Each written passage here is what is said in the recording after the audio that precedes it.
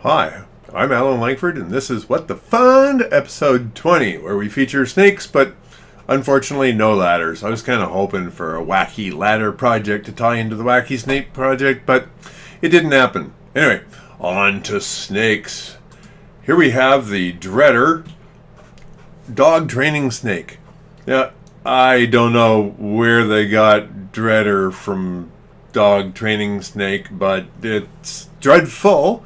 As is the project. The project, we have $35,000 that they're trying to raise. They've got whopping almost $700, 6 backers. So this is an animatronic snake that sprays water via remote control. And you're supposed to be able to use it to train your dog to stay away from snakes. So this is for people who can't figure out how to keep their dog on a leash. And if you can't figure out how to keep your dog on a leash so you can pull it away from the snake, then you need this. And it's what does it work out to be? About $100 a piece. So yeah, $100. And their little video. It's a very nice video. It's got all sorts of nice illustrations and statistics about how many dogs get injured and all the problems that the ones that don't die are wounded for life and all that kind of stuff. But the fun part in this is right around 137, where we've got this guy. Let me pop him up here. So this dude is Sam, the dog trainer. Now, Sam, the dog trainer, is wearing a veterinary outfit. He's got a stethoscope, and he's busy telling us how his experience as a dog trainer is such that this snake device is such a great thing. This makes me suspicious. We look at these guys, they're from Las Vegas. So let's go down and see where this more about this team behind the Las Vegas project. So we've got Tony Sepula, Expand Manager. Now there's a title for you. What do you do? I'm Expand Manager. Sounds like maybe he should be selling Viagra or something. He's the founder and soul of the project with a huge, intense knowledge and expertise.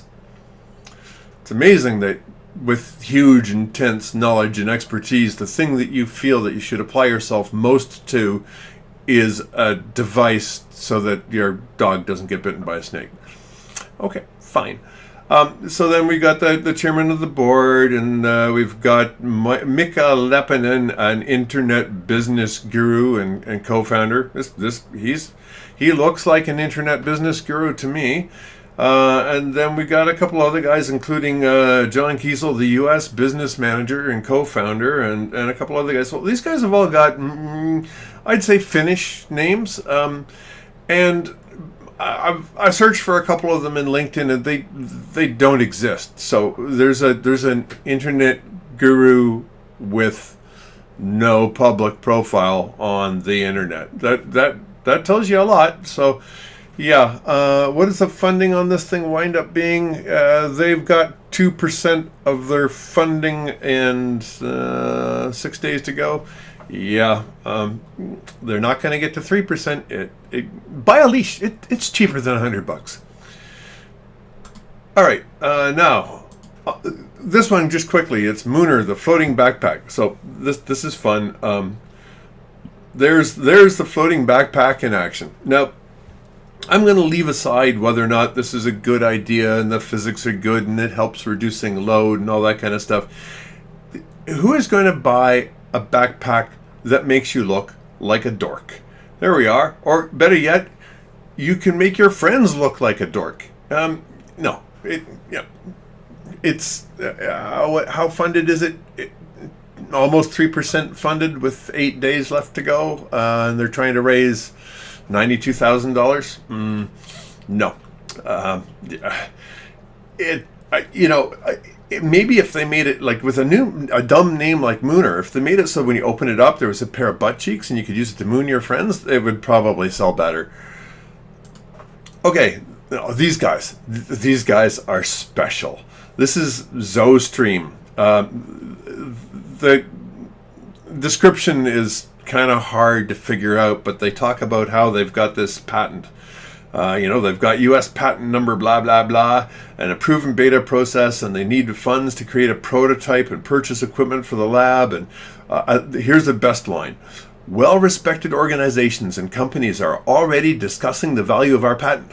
Okay, I'm going to discuss the value of your patent. It's zero. In fact, the amount of money you spent getting on it, it's negative that amount of money. So if you actually go and read this patent, it's to optically look at tracks in vinyl records, and apparently they've got some other things they're going to do with tapes and other analogish technologies. But this one is to optically look at the tracks in vinyl records and to do a high-level digitization of that to get the music and then to play that back. So you're going to get digital music that sounds like vinyl. There's so much wrong with this. It's like I guess it's going to pick up the scratches and the pops and all the other things that people don't like about vinyl. I mean this whole vinyl sounds better thing. I get it. I understand that, MP3s when they're compressed to crap sound like shit. Fine, but this is not going to solve the problem. So yeah, they're discussing the value of your patent, all right. They want to raise $60,000. They got 7 days to go. They've raised $201 from 3 backers. I think I've been looking at this project for a couple of days. I was going to put up my first show, but I didn't have room.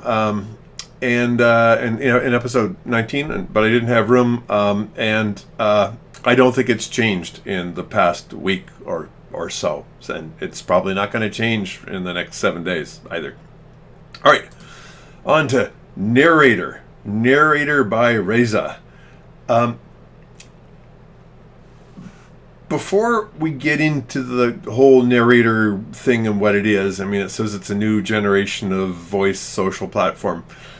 This graphic that they're using with, some dude in the car adjusting the radio and this scantily clad sexy woman sitting on the hood looking desirable, this turns me right off.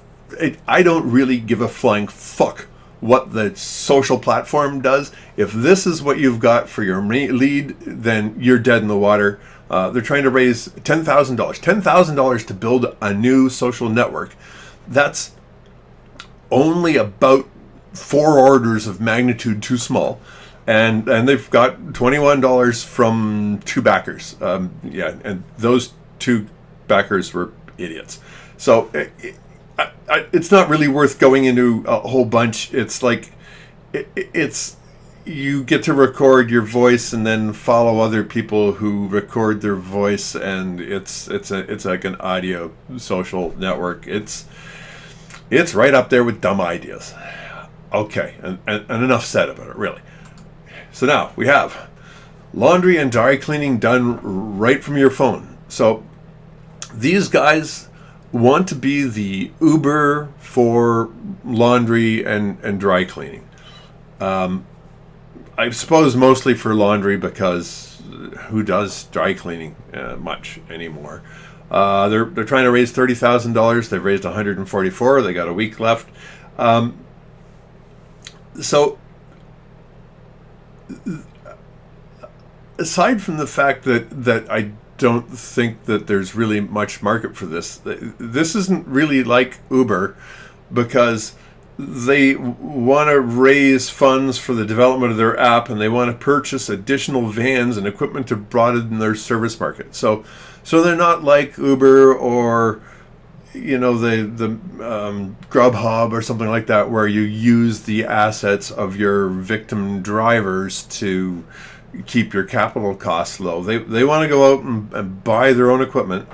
So by definition, they're going to be launching in a relatively small geographical area, and they're trying to raise $30,000. So the last time I checked, for $30,000 you can buy a about 0.9 vans. So that's just bullshit, and it's dumb. So that's not going anywhere, and this guy needs to find a new problem to solve. Okay, now this one is cool, and I mean that in a very sarcastic way. Electronic wings. So this guy wants to make this device that you strap onto your back, and he's got a degree in bioengineering and a PhD in biology, and he really wants to build this thing that flies. So you strap something that looks like this onto your back, and it flaps, and you're supposed to be able to fly like a fruit fly or a bee. He talks about hummingbirds. This guy, here's another image of the little mini prototype. There's the motor and the flapper, and let's go down to. I like his risks and challenges. The 3D printed gears are not strong enough for creating a flying prototype, so we need to make it from a metal with bearings. What this guy needs to do is maybe go back and get a degree in, say, aerodynamics, or maybe a lobotomy. No, he's probably had a lobotomy. There's absolutely no discussion as to whether or not this thing generates any fucking lift in the first place. So he talks about some of his other projects that he's had on Kickstarter. So yeah, I had to take a look, and there they are. We've got the smart electronic skates. No traffic, no parking, no tickets. 1% funded. The electronic roller skates that were 1% funded. So he's gone from dumb ground-based ideas to now dumb airborne ideas, and he's not going to get his dumb ideas funded, and maybe he needs to go find another line of creative outlet. Why do they even start? Why? Okay, so that's it. That is What the Fund, episode 20.